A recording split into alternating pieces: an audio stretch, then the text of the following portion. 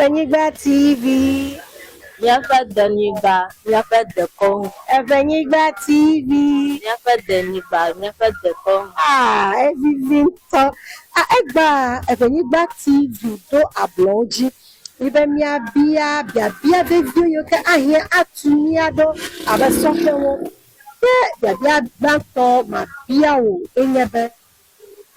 Lukai na susube eya ina chapa soreda. So gbegbe me no anyi abele ike so gbegbe ni le gba pe kan. Okay, le enyenye fon popo chinwa. Mia agbaviwa. Mi choba mia we ale mi antonia lo. Aha. Ye hadu magbe no ha. Aparang ba magade no dogodo to domiko ale yo to woma. Yo ha yo ku yo wona na ma.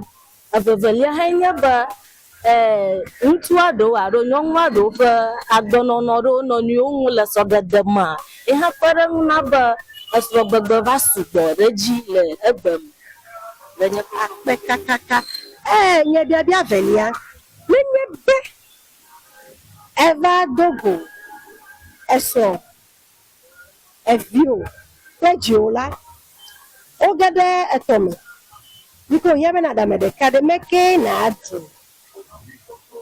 okay machiba le enyenye fo mo kuko chinwa madajinyela Ukata ina de jiwola madajinyela alaba yeji moto afibani gbaji aha ye manomia sronye plevinye kula makeke kaparenchia le makowo aha ye time adoru le esro goma njuko basronya atengbom at any time yes tebia banya fagwa nka achora pamagoji katano nyobo gboma jinya longo me yiga ba fa kona bo vinya anyu alakulale aha magaten kusro bu agade aha kaka jinya la kado mahi oku kafi aha ta mada jinya lagba ekezi oya de vie me kokwa agba fe de keteto no bi ele suede me kokora na keteto de ademo be ya na joa jiola ya bo kontefe o du agba agere